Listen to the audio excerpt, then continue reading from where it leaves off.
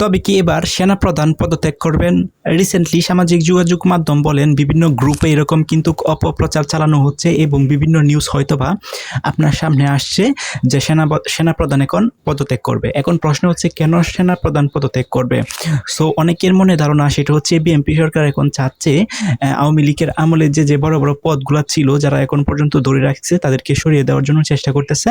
তো এমনই তারা মনে করতেছে এই যে রাষ্ট্রপতি যেন পদত্যাগ করছে সেটার পিছনে বিএনপির চাপে বা প্রেসারে নাকি রাষ্ট্রপতি পদত্যাগ করছে। এটা হতেও পারে, বাট যেহেতু ধরেন একটা বিষয় কেউ যদি অন্যায় করে তাহলে অন্যায়টা কারে দানে করানো হইতেছে সেটা যদি স্বীকার না করে তাহলে কিন্তু এগুলোর কোনো শাস্তি হবে না। যেমন ধরেন রাষ্ট্রপতি যেন পদত্যাগ করছে, রাষ্ট্রপতি কিন্তু ইনশিওর হয়ে বলে নাই যে আমাকে বিএনপি প্রেসার ক্রিয়েট করতেছে বা সরকার আমাকে প্রেসার ক্রিয়েট করতেছে আমি পদত্যাগ করার জন্য, এরকম কোনো বিবৃতি বা মন্তব্য কোনো উনি প্রদান করেনি। উনি স্টেট কাট কথা বলে দিচ্ছে তার শারীরিক যে অবস্থা আছে সেই শারীরিক অবস্থা খুবই দুর্বল এবং হচ্ছে ওনার ট্রিটমেন্ট বা চিকিৎসা দরকার এবং এটার কারণে উনি পদত্যাগ করছে। সো উনি হচ্ছে নিজের যেন একটা মতামত সেটা কিন্তু প্রদান করছে। সো এখন আদার্স যে সামাজিক যোগাযোগ মাধ্যম বলেন, মিডিয়া বলেন বা যে কেউ বলেন না কেন, ওরা দিন স্বীকার করে বা ওরা দিন বিবৃতি দিতে থাকে যে বিএনপি সরকার হচ্ছে রাষ্ট্রপতিকে জোর করে পদত্যাগ করাইছে, তাহলে এইগুলো কথা কিন্তু খুবই ভিত্তিহীন। কারণ যে পদত্যাগ করছে সেই কিন্তু বলতেছেন এই কথাটা, সেই কিন্তু বলতেছে যে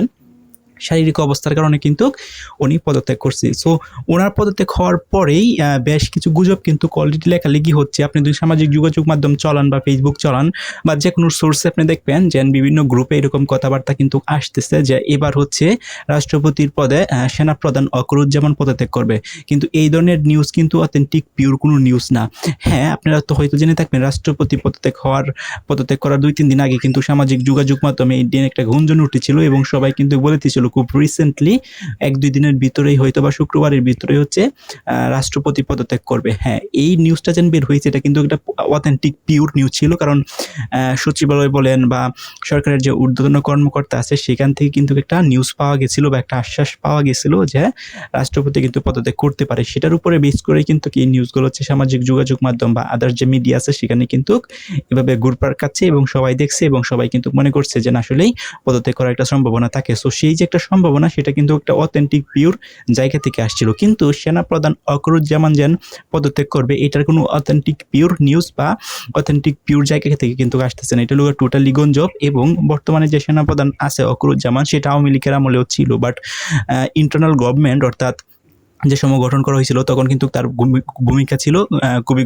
গুরুত্বপূর্ণ এবং যেদিন শেখ হাসিনা পালিয়ে গেছিল তখন কিন্তু উনি গুরুত্বপূর্ণ ভূমিকা পালন করছে এবং হচ্ছে এখন পর্যন্ত কিন্তু উনি নিরপেক্ষ অবস্থায় আছে এবং সুন্দরভাবে সেনা প্রধানের যে দায়িত্বটা আছে সেটা কিন্তু উনি পালন করতেছে। ইভেন তারেক রহমান দেখবেন তার সাথে কিন্তু বিভিন্ন জায়গায় যাচ্ছে। কয়েকদিন আগে দেখবেন সেনা প্রধানের পাহাড়ি অঞ্চলে যে ট্রেনিংগুলো হয় সেগুলো পরিদর্শন করছে। সো এখন এই যে যদি কেউ আপনাকে বলে যা কোনো মিডিয়াতে বা সামাজিক যোগাযোগ মাধ্যমে যদি আপনি দেখেন যে সেনাপ্রধান পদত্যাগ করবে কয়েকদিনের ভিতরে, এগুলো টোটালি গুঞ্জন ছাড়া আর কোনো কিছুই না। এবং সেনাপ্রধান যে বর্তমানে আছে ওনার যে মেয়াদকাল সেটা হচ্ছে 27 সালের মাঝামাঝি সময় ওনার মেয়াদকালটা শেষ হবে এবং সেই মেয়াদকালটা শেষ হওয়ার পরেই কিন্তু উনি পদত্যাগ করবে। তখন তো আর পদত্যাগের কিছু নাই, তখন উনি রিটায়ারে চলে যাবে।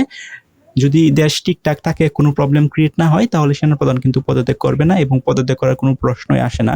তো আপনারা দেখেন গত 2-3 দিন আগে কিন্তু বিমান বাহিনীর যে প্রধান আছে নৌবাহিনীর যে প্রধান আছে উনি কিন্তু হচ্ছে যে ওনার রিটায়ার্ডের সময় হয়ে গেছিল এবং উনি কিন্তু রিটায়ার করে চলে গেছে।